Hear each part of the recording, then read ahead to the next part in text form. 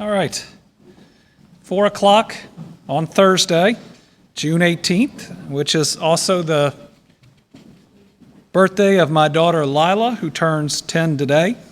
So I'm going to do my best to get through this in an hour because she's expecting and waiting on me.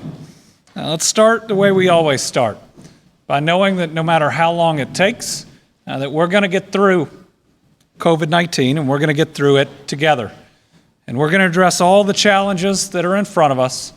We're going to come out on the other side stronger, better, more compassionate people, better prepared for the future. We're going to take the lessons that we have learned, and we are going to make sure that we make the changes that are necessary so that the next time that we face a challenge, whether it's like this or like something else, that we are ready. That we can help everyone as quickly as possible, that we lose fewer lives in relation to any pandemic. Our goal is always, no matter what we're doing, it's got to be to improve, to do better, and to continue to serve our fellow human being and Kentuckian. One way that we can better help our fellow Kentuckians as we move forward is filling out our census. Incredibly important. I know we've been asking people to go online for multiple reasons, including previously to get an absentee ballot. But remember, this is absolutely critical moving forward. It's how we get funding in so many different parts of our safety net that has been so needed here in the last several months. If you haven't filled out your census, it's your obligation and duty as a citizen to do it. Please spend the 2 minutes to get it done. We're going to start with a COVID update today. We're then going to move into a couple of other topics. But first, while we have had more cases today than we had yesterday, it still remains in a manageable area.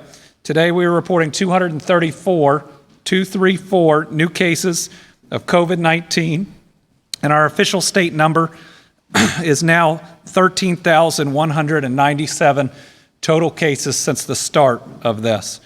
We've got to make sure that we can keep our numbers of new cases in this type of range. And to give you an idea of how that compares to a couple other places that are struggling right now, Arizona is about 7 million people, maybe just a little bit more, compared to our 4.5 million people. They had 2,500 new cases on Wednesday, 2,300 on Tuesday. Think about that. Now that's almost 25% of our cases, just in a couple of days. So let's remember, while these numbers are in an area where we still have reopening that is on track, where we still have the capacity in our healthcare systems to take care of people, that it's a very fragile place where we are. We need to continue to follow the healthy at work rules. We need to continue to wear masks, and those that aren't out there, and I know there's a number, we need you to reconsider. It's not a test of your manhood, whether you wear a mask or not. I think it's a test of your compassion, maybe even your faith. You're willing to wear one of these to protect a fellow human being. Remember, we all have a duty to each other, even folks that we've never met. And every health official is saying wearing a mask can help protect them. Our 234 new cases today, 43 come from Jefferson County, 33 from Shelby County, 14 from Harrison, 13 from Fayette, 12 from Scott, 8 from Boone and Jackson, 7 from Kenton and Warren, 5 from Graves, 5 from Madison, 4 from Clay and Taylor, 3 from Davis, Franklin, McCracken, and Woodford, 2 from Bullitt, Callaway, Campbell, Clark, Fulton, Jessamine, Laurel, Marion, Spencer, Union, and Washington, and then 1 from Adair, Barron, Boyle, Bracken, Carroll, Casey, Edmondson, Fleming, Garrett, Green, Hardin, Hart, Henderson, Henry, Letcher, Lewis, Logan, Marshall, Mason, Mercer, Monroe, Montgomery, Muhlenberg, Nelson, Pike, Pulaski, Rockcastle, Simpson, Trigg, Whitley, and wolf. And the reason for reading these off each and every day is to remind us that it is everywhere.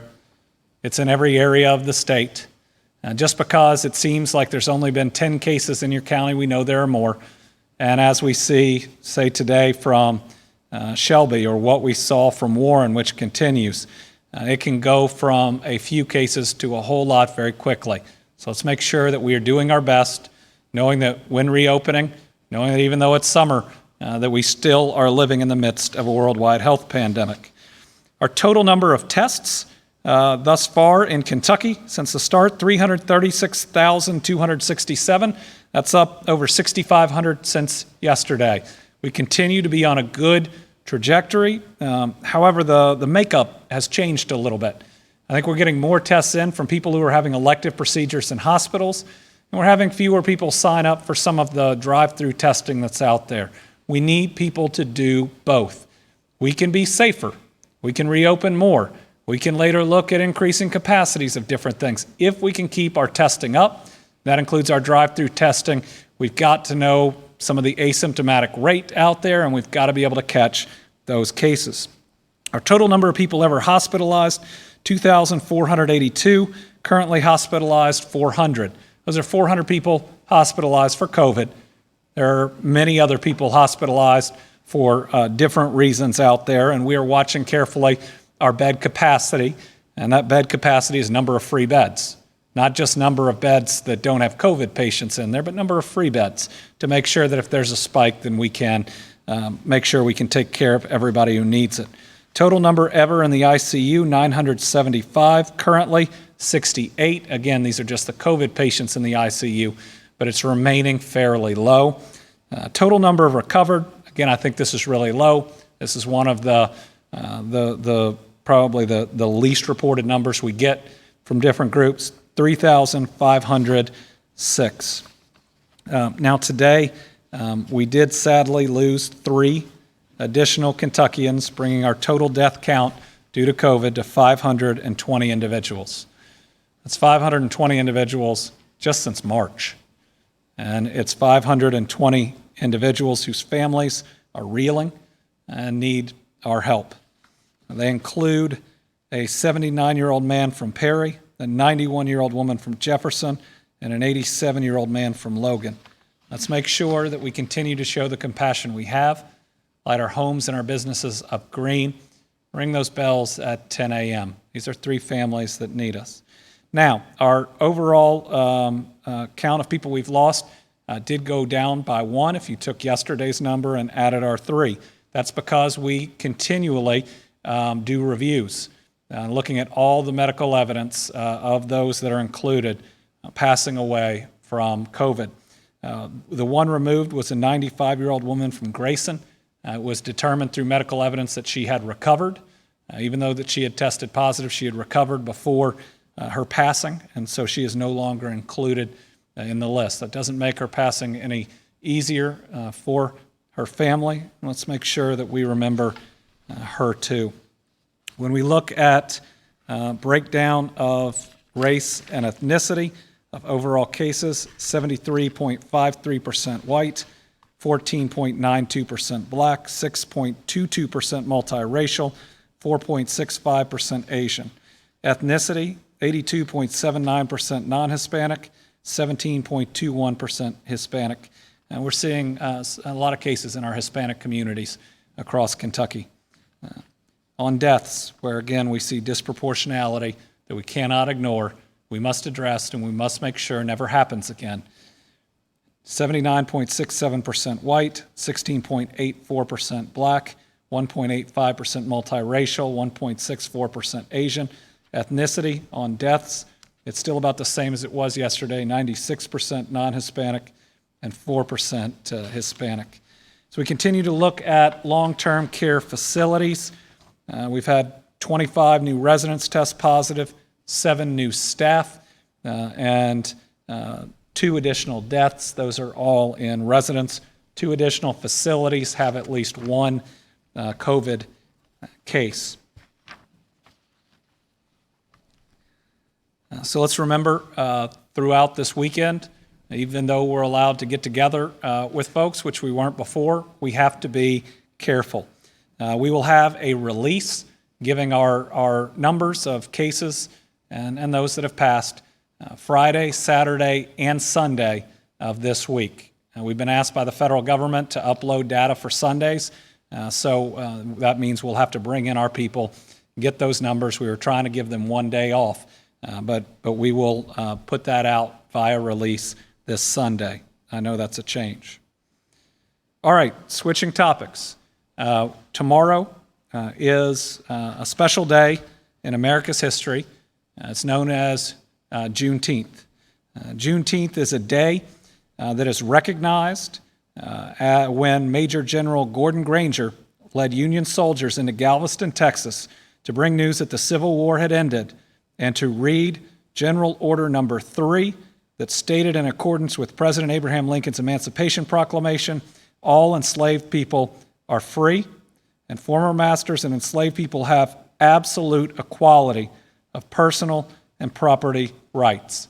I believe this is oftentimes known as the true end of slavery in the United States, the date that the very last part of our country had this order read. Sadly, it was several years after the Emancipation Proclamation itself. During these times when, again, we have heard voice and we have seen the frustration of hundreds of years of the ramifications of slavery, discrimination, of Jim Crow, of segregation, I think it's more and more important that we remind everybody of this dark chapter in our history and that its impacts continue to linger, and that we celebrate the dates that at least portions of it ended. So today, I'm going to sign a proclamation recognizing Juneteenth here in the Commonwealth. I believe it's the first time that it's been recognized. And my commitment is I'm going to ask the legislature to recognize it as a state holiday through legislation that would have to pass in the next General Assembly. But I think it's time. It's the right thing to do. And I'm going to do a ceremonial signing today. I'm going to ask my Executive Secretary of the Cabinet, Michael Brown, to read the proclamation, at which point I'll sign it, and we will officially recognize Juneteenth here in the Commonwealth.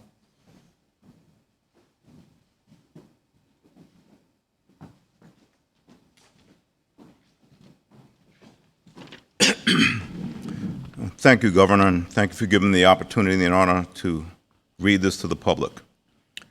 Whereas, during the Civil War, over 200,000 African Americans fought bravely in the Union armed forces to secure their freedom from slavery and preserve this Union. And many sacrificed their lives for the ultimate freedom of their families. And whereas Juneteenth, National Freedom Day, celebrates the events of June 19, 1865, when Major General Gordon Granger led Union soldiers into Galveston, Texas, to bring news that the Civil War had ended, and to read General Order Number 3, which stated that in accordance with President Abraham Lincoln's Emancipation Proclamation, all enslaved African American people were free and entitled to absolute equality of personal and property rights. And whereas, following the statement, which unjustly and unconscionably came 2.5 years after the Emancipation Proclamation, leaving African Americans enslaved even though President Lincoln had freed them, June 19th became the emancipation date of enslaved African Americans who had long suffered and fought for freedom, justice, and equality. And whereas throughout America, Juneteenth celebrations are convened on June 19th to celebrate African American history, journey, and culture. And whereas Juneteenth commemorates the strength and courage of African Americans, the contributions of African Americans to the building of American institutions, wealth, innovations, and their ultimate triumph over extreme adversity through sheer determination and overwhelming tenacity. And whereas Kentuckians must continue to work toward a more equitable and just Commonwealth while recognizing the horrors of slavery and its legacy. And whereas recognition of Juneteenth reflects the Commonwealth's resounding belief in liberty and equality for every citizen. Now, therefore, I, Andy Beshear, Governor of the Commonwealth of Kentucky, do hereby proclaim June 19th, 2020 as Juneteenth National Freedom Day in the Commonwealth of Kentucky.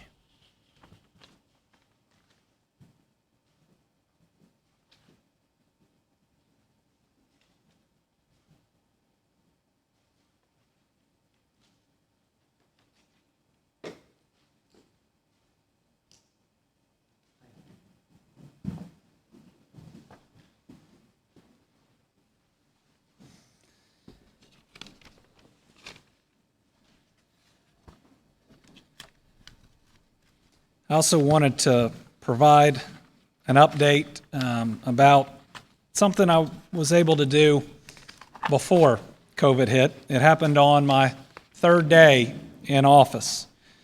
It was an attempt not just to do the right thing, but to correct an injustice, which has been the chronic disenfranchisement of so many people in Kentucky, but especially our African American population.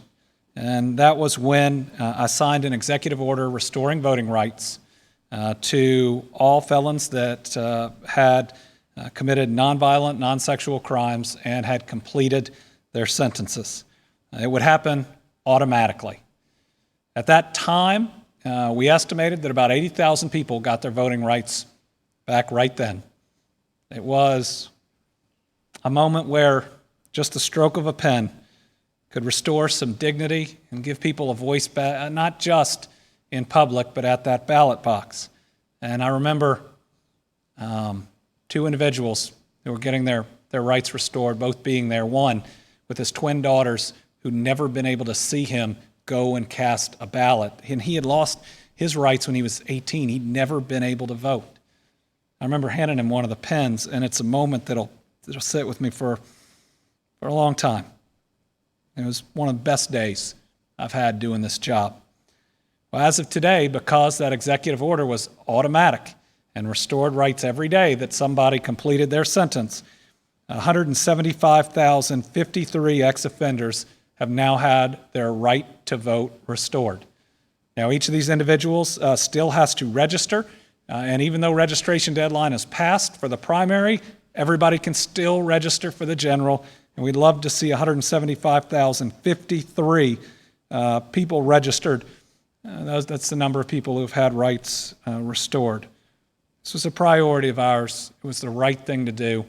It was something driven by my faith and belief that people deserve second chances, that redemption is possible, and that by giving people not just the tools but the dignity to rebuild their lives, that better and better and better outcomes are possible as we move forward.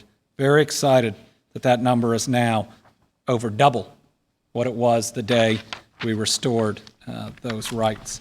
I want to do a quick update on the Team Kentucky Fund. It's been run by the Lieutenant Governor that is out there helping those in need. Give a brief update on a number of people helped and dollars that have gone out. Thank you, Governor. So as of today, the number of households that have been helped by the Team Kentucky Fund are 421. And the total value of the vouchers and of the dollars that have gone to those households is $350,215. There are currently 398 applications that are pending for approval, which means that they are just waiting on additional documentation.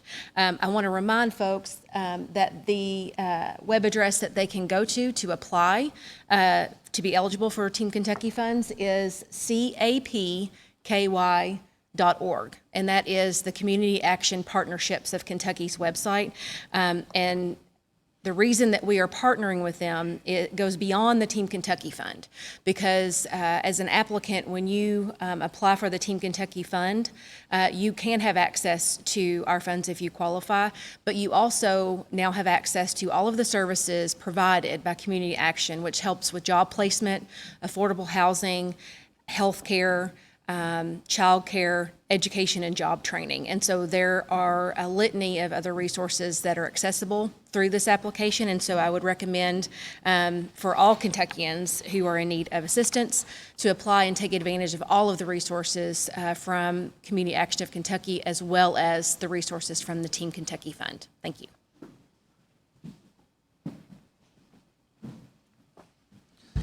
All right, quick announcement on federal financial aid.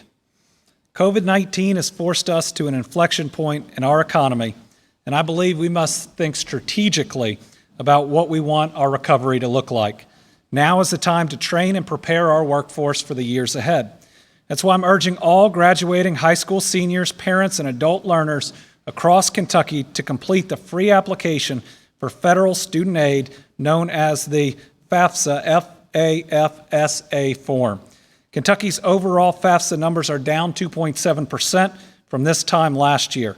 And for returning Pell-eligible students with the greatest financial need, the percentage decrease is 3.8%. We can do better in Kentucky. These are dollars to help break, oftentimes, generational cycles of poverty that are still there, that are still on the table, and that we want to make sure that people take advantage of. Filling out one of these forms is a free process that most applicants can complete in under a half an hour. It is a crucial step in preparing for college and can help provide certainty to many of our Kentucky families. Each year, the U.S. Department of Education provides more than $120 billion in federal grants, loans, and work-study funds to students, and we want Kentuckians to capture as much of that money as possible. All right, finally, before we open it up for questions, I want to go over a couple things related to unemployment. First, yesterday there were some folks, 67 of them exactly, that stood in line for, I think, about 10 hours in the sun. And then right as it was their time to be helped, they were told that at 7 o'clock our system shuts down, and that's to send payments through to get them processed to go to the federal government. But what an awful feeling that must have been. My request last night, and I've been checking on it throughout all morning, is that every single one of these people needed to be contacted today. I wanted it done before noon, and that they needed to have priority of getting helped. So I'm told that as of, and this was 3:15, 61 of the 67 have had their claims resolved. Now, that doesn't mean necessarily that they were approved, though I think most of them were approved, but that their claims were fully resolved, and 6 are in process. I can't imagine what that must have felt like. We're going to get those claims done. Separately, I was asked the other day, why aren't we out in offices around the state? And my response was COVID. It's a worldwide health pandemic that has prevented a lot of face-to-face. But the history behind where unemployment is now and what we had to work with when this hit is a little more complicated than that, because there used to be a lot more unemployment offices. So a lot happened in 2017 that we are feeling the brunt of today. And basically what it says is when you develop a system, this wasn't just in one administration, but when you develop a system that's meant to tell people no, when you need to tell people yes, it is much more difficult. And when you make deep cuts in areas that are supposed to be there to help people at their lowest point, well, you have fewer people to help your population when they're at your lowest point. I remember this from 2017 when it was announced. When 29 unemployment offices were cut, we used to have 51 all over the Commonwealth. They were reduced down to 21. At that point, 95 employees who worked in unemployment who were there to help people, who are trained in getting these claims through, were sent to other parts of state government, meaning a loss of critical personnel. I believe at that time, face-to-face interactions were removed, and what they had as of 2017 was 12 people who would answer the phone in a call center. Put on top of that, the software that's still being used that we hope to upgrade went in 2000. That's the year I graduated from college. 20 years old, and had never been fully funded in an upgrade in a budget. I believe they created a fund to start some of those dollars around 2018. Then the budget. The budget cut almost in half over time, $41 million, and that's not dollars going out. That's the office itself in 2010 to just $25 million in 2018. So we take offices that were cut almost 50%, an antiquated system that was designed to tell people no, and claims that went in 2019, 190,000 unemployment claims all year long, to having 900,000 claims in just 3 months. And it is a perfect storm that results in so many people who have had to wait far, far too long, that haven't been helped, and I know are at their wits' end. And I've been saying it for weeks, and I know it's not a solace to those that are struggling. We are working our hardest, and we will continue to do better. Despite all this, and I think I'm just starting my first budget that at least is one that we proposed, though not necessarily what we got in July. This is still my administration. These are still our folks, and we've got to get this done, and we've got to get it fixed. Today, we had, I think, one of the largest number of adjudicators, certainly working in one location that we have had. They are going to do the same in the same location tomorrow. Our hope is that while it won't be next week, but potentially the week after, that we can have people back in areas around the state able to help them so that people don't have to travel. But they haven't been in those offices, with the exception of 12 folks we sent back out there in February, since 2017. So we're not just having to restart, we're having to rebuild. But we've got to do it really fast. So we have some meetings set up tomorrow. I know with some outside folks that are going to give their thoughts on what type of assistance they can provide. I will take help from anywhere if it gets people's claims processed and paid. This is our commitment moving forward, and it's something that we absolutely have to get done. I do want to put it in context that it's not just people in Kentucky that are suffering. They're suffering all over the United States. In Michigan, they have 340,000 claims outstanding. In Tennessee, they have 309,000, what they call active claims. Maryland's about 71,000. As opposed to our rate that we've gotten through of claims that have been filed, which is right at about 90%. Pennsylvania is at 85, and Virginia is at 75. And all around the country, you see the same challenge. I mean, all around the country, on the past however many years, we designed an unemployment system that wasn't supposed to help people. It was supposed to keep them from getting what they desperately needed. And this is what happens. Now we see, and it's good to see, people from all parties saying, why isn't unemployment easier? Why can't people get the help that they need? I hope we see the same bipartisan commitment going forward. I hope we see the same type of buy-in that the safety net isn't something that people are out there abusing. It's something that's necessary in a time of crisis.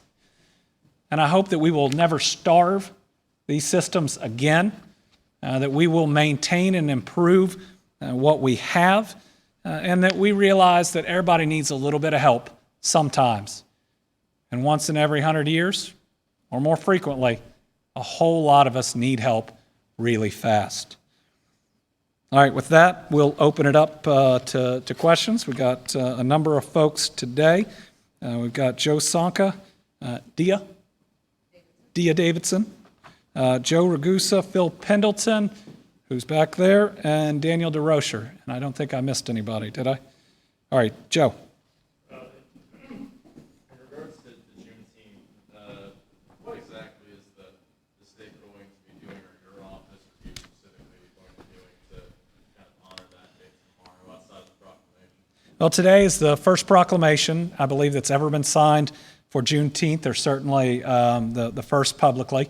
We're going to continue to work on our efforts to address historic inequities, including our pledge on health care, where we were going to sign everybody up in Kentucky while I'm governor for some form of coverage that they qualify for. But we're prioritizing our Black and African American communities because not just historic inequalities, but COVID is killing them at twice the rate they make up of our population.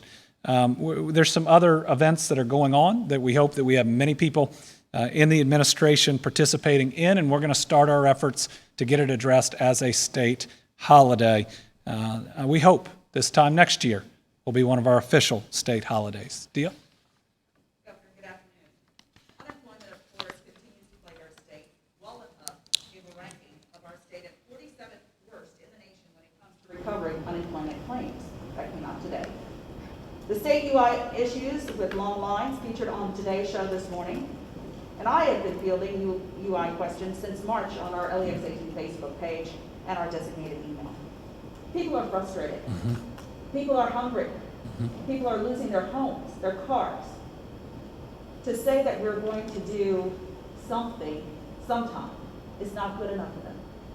They're saying that their CARES money that they should be getting, they aren't getting. And that's about to expire July 31st. People need a definitive answer, not just saying that you're trying. And they appreciate that you're trying.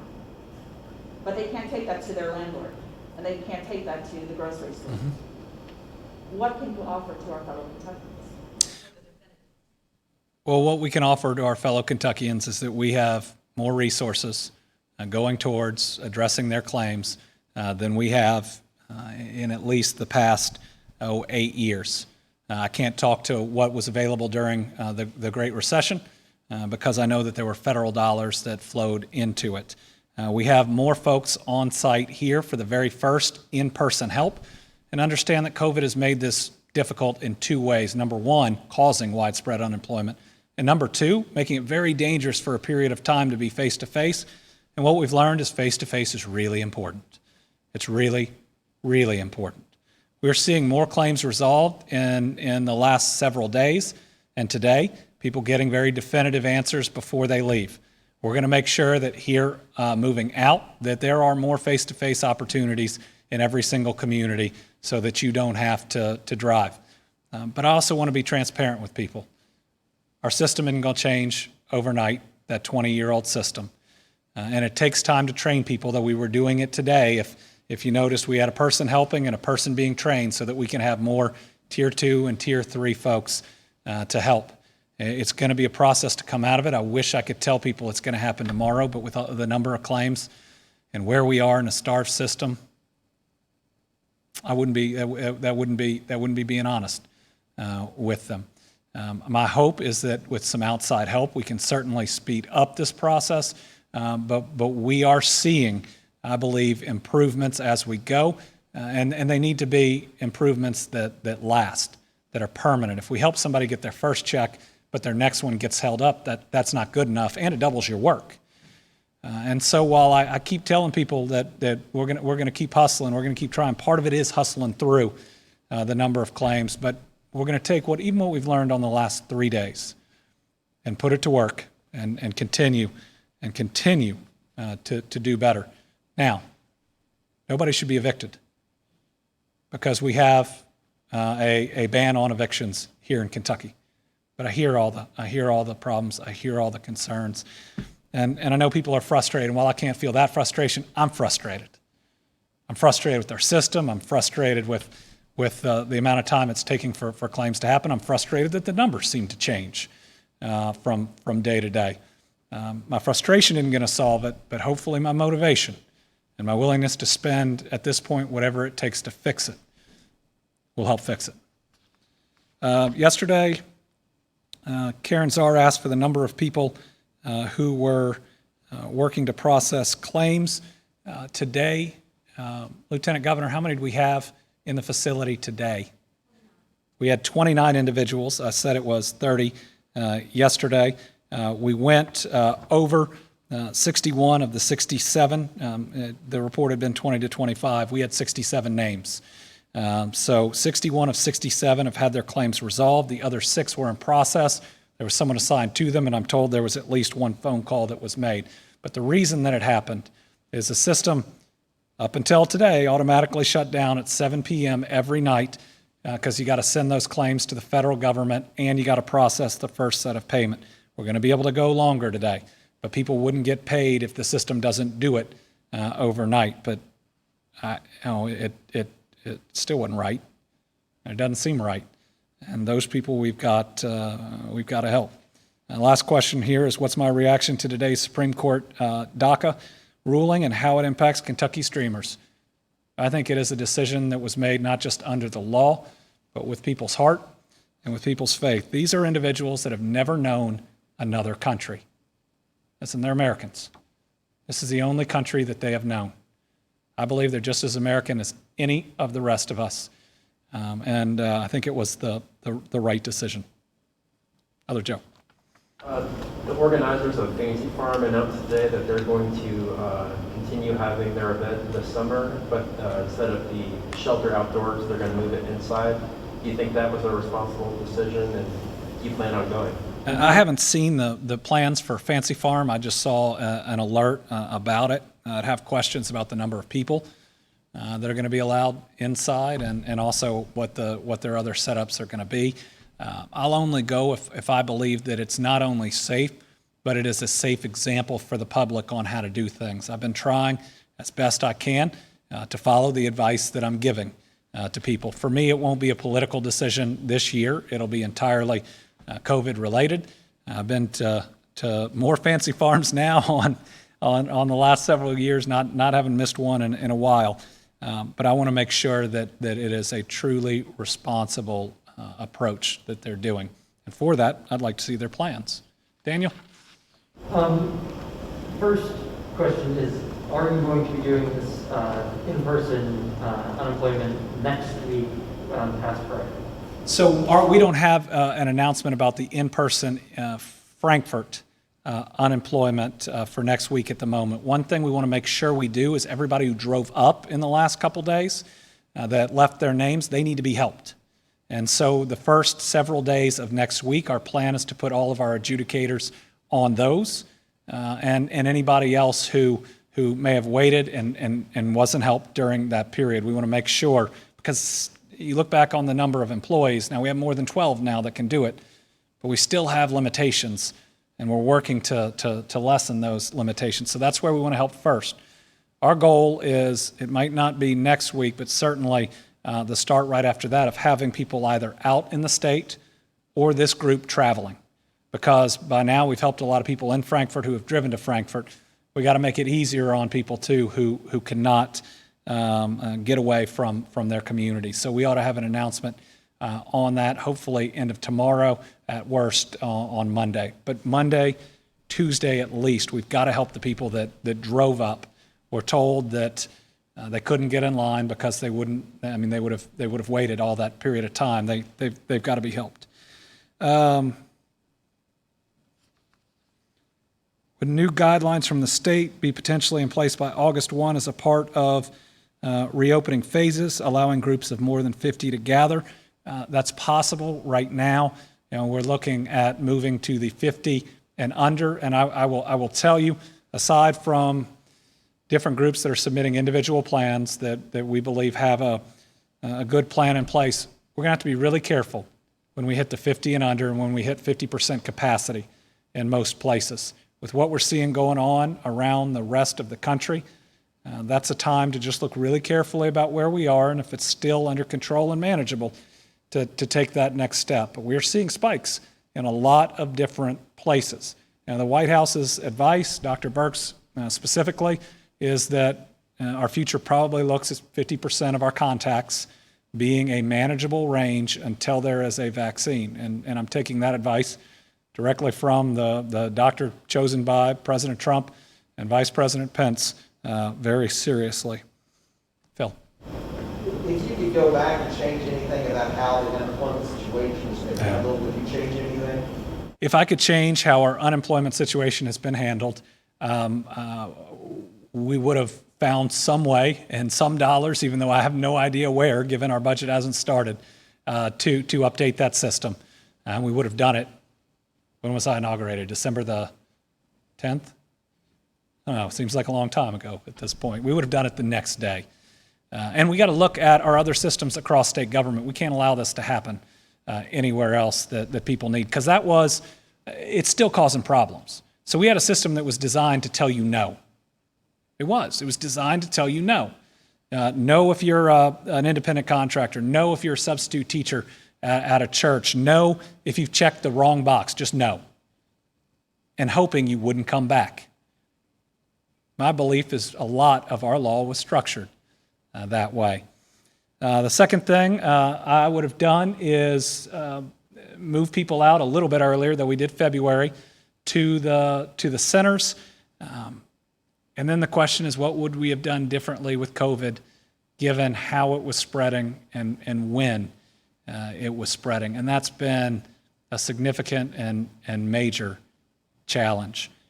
But I'm willing, when this is over, when we help everybody, to look back and be completely open and transparent about how a future administration can make sure it never happens again. I know it hurts people that need and haven't gotten their benefits a lot more than it may hurt me, but I want them to know that it does hurt. I ran on helping people. And we're having a real hard time getting everybody the help they need right now. Let me do one here. Several counties in West Virginia are reporting cases of COVID-19 that are related to travel to Myrtle Beach, which is a popular vacation spot for people in Kentucky, too. What concerns do we have? There are a lot of concerns right now about travel. And there's a lot of articles about Florida maybe being the next epicenter. An outbreak, they say, potentially could be worse than New York. We'll see. We had a prison that was overrun with COVID, we think initially because of a trip to Florida that then folks came back from. I know there are a lot of people that really want to go on vacation in other places. I just urge you to be really, really careful. In Kentucky, we have numbers that seem manageable. We know where we can get you in a hospital bed. I can't say the same necessarily for other states. Joe. I know you kind of addressed this yesterday in regards to the lack of available kind of office space for unemployment help, but what's preventing the state from using other facilities or even county or local government facilities, anything really in any of these other parts of the state, to just have a temporary kind of setup? Right, that's what we're looking at. It's about having the practices to do it safely in COVID, having the right facility to do it at, and then deploying them to do it. Should we have started face-to-face a little bit earlier? Possibly. It's hard to know in COVID when it would have been safe. Perhaps when we started opening some of the other areas that we've opened, or maybe when we first started reopening government. But yes, there are other locations out there, including our career development centers are still there. Now remember, they were cut down from 50 to 29, but there's still space in some of those other places. So we plan on taking advantage of wherever we can get, where it can be done safely. Now we do, from a logistics standpoint, want to make sure we do this right. Because if we've got 29 people over there, and we've got some at home, but let's say 29 people that are trained and we put them out at 29 different locations, how many people can you help a day and how long will the line be? So we want to be smart about doing it effectively. Right now that looks like moving a group around in different regions so that hopefully we can make a significant difference in specific days, while we still have some working virtually, some that fall in the danger zone of COVID that need to work virtually, and where we're continuing to work that side as well. Deal? I just wanted to get a clarification and then ask a question. You said that the UI office would be open late today and tomorrow. How late?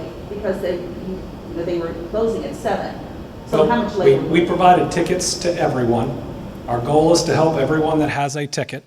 My hope was that we would start working over the phone with people near the back of the line to try to whittle that down as we go. But I know that we've got an authorization to stay open.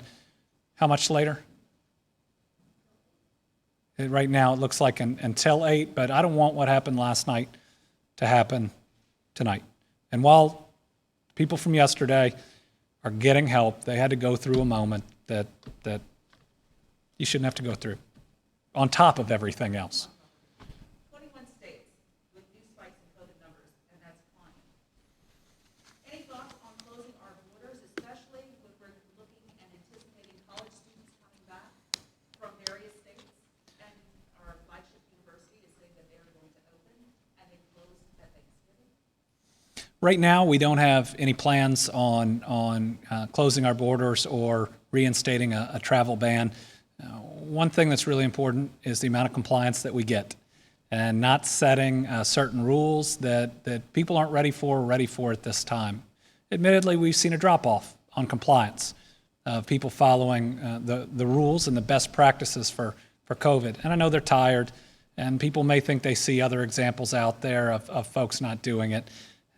We are safer if we simply follow, whether it's the 10 rules for being healthy at work or healthy at home. And I'm telling you, everybody in the public health field right now is saying the key is wearing a mask. And you see countries where everybody's willing to wear a mask. It's their patriotic duty, and you see their cases plummet really fast. Earlier today, Attorney General Daniel Cameron said he did not have a timetable on the conclusion of the investigation into the fatal shooting of Breonna Taylor. When do you want to see some definitive answers and an end to any investigations, whether they be at the state, city, or federal level, into what happened? I think people out there are waiting for an evaluation by Attorney General Cameron, and I think that, and I hope that he feels the importance of getting it done soon.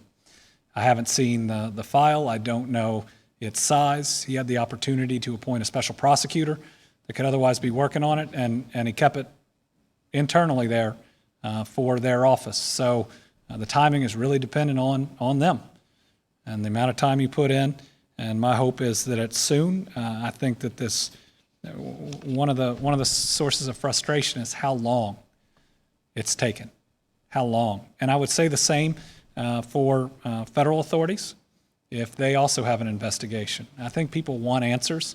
They want the truth, and they just want people to be honest and transparent with them. Let's see. I am checking to see if we received a Churchill Downs proposal for the Kentucky Derby. We have received it. It's being reviewed by Public Health. I know we have made some comments back on it and are waiting to receive feedback. All right, here's one, Secretary Freelander. One of my early executive orders allowed people who are unemployed to be on Medicaid through July 31st. Is that going to be extended? We'll make sure we get the right answer.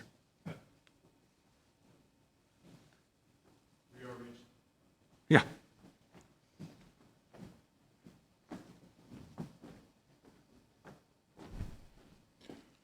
We are reaching out to all those individuals who've had applied for and received presumptive eligibility to get them on Medicaid, in regular Medicaid. At this point, there are 6 individuals we're worried about, and we're working on them right now.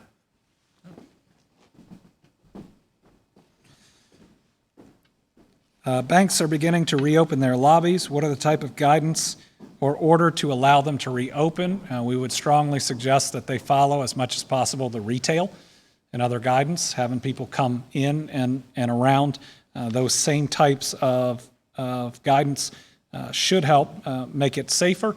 And then within their office portion, I know this question is about lobbies, following the office openings. Phil? The large number of people that have been waiting in line for unemployment, are there any concerns about the fact that you've got some people wearing masks, some people not a lot of social distancing happening there? Just any thoughts about that? Yeah, there are concerns. And it's in all of these balance and getting people the help they need. versus the fears of COVID. And that's been a concern that has driven the model that we have used up until now. I believe that we had 2,000 masks available yesterday and today for anybody who didn't have one, and they certainly get them before they go inside, which would be the area that would be the most dangerous based on what we know. It's in many ways like the reopening, and I know it seems it is dramatic given the size of the lines, and it creates a visual that people would say, at least on the politics side, I shouldn't want. But if it gets people help, then we'll do it. Now, I don't want people to have to wait that long in line, but if it gets people the help that they need, if it makes me look bad, I'm not worried about that. I want to get this thing done. I want to get it fixed. I want to get people help. I want to get their claims resolved. And it's frustrating. It's taking so long. I know it's more frustrating to those individuals. How many Tier 3 employees are there actually, and what number would you like to see it get to? Jacqueline, how many Tier 3 employees do we have? I was asking. Total.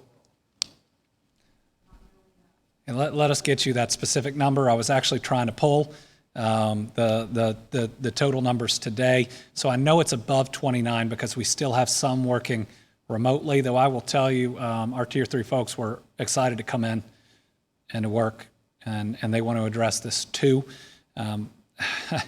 Right now, we need as many as it takes. And when I mentioned I want to look at all options, including outside help, we've got a huge group that need help right now.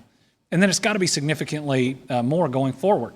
And we've got to get it back regionally. So if I was looking at what I want in an employment system going forward, it's got to be a new database based on new rules that isn't designed to tell people no and can tell them when there is an error that they might have made and how to correct it without having to call a hotline. In other words, if you check a box that would kick you off, but it doesn't read like it should kick you off, that's how the system's designed, to tell you no, then it ought to tell you as you're checking that box, whether it's in red as you're looking at it, that this would prevent eligibility, and here are questions to be asked about it. I mean, in our world of technology, we'd be able to resolve a lot of claims that way. We need to have Tier 3 folks throughout the state. We'd like to see them at our career development centers. I think we ought to get back to the 50. I remember when the move was made to go down to 29. I think it was in Harlan and different places in eastern Kentucky. I think they just looked at a map and said, well, there's one here for this area, and they hadn't looked at how long it would take to drive. Now, obviously it takes less time to drive there than it does to Frankfort. But we got to get them out in those communities, and we got to have significantly more. And it needs to be based on knowing that, at least for the short term, while we won't have the unemployment rate we had right now, it fell significantly last month compared to the month before. It is going to be higher until we get our state fully back on track and back to full strength. But in the end, what do I want it to do? I want it to be able to help people, help them fast. I don't want them to have to wait weeks. I don't want them to have to wait months, but they shouldn't have to wait weeks. I want them to be able to get their questions answered when they have them, to not call and not get through to anyone. And when you look at the numbers of calls versus the returns, I mean, it's a tiny fraction. I do believe that the in-person, as long as we can do it safely with COVID, now moving forward is resolving it faster, and it's a more satisfying experience. And I think that when folks are able to be helped, they know it's not the fault of that employee.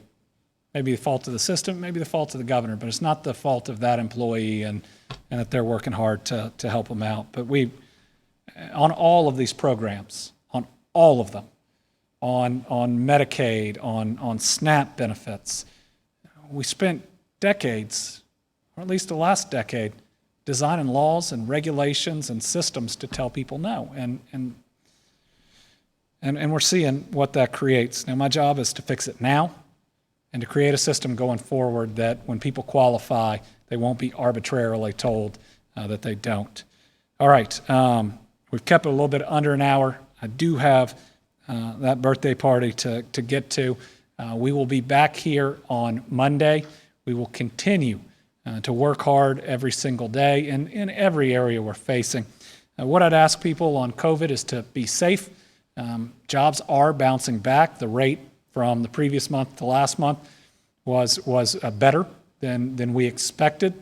Our dollars flowing into state government are better than expected. If we can keep that up, we can bounce back faster. And if we do this right, we don't end up in a situation like a couple of states right now appear to be looking at, where we would have to consider pausing. We can build things back up much more quickly if we care about each other, if we follow the rules, and we continue to do the right thing. Thank you all very much.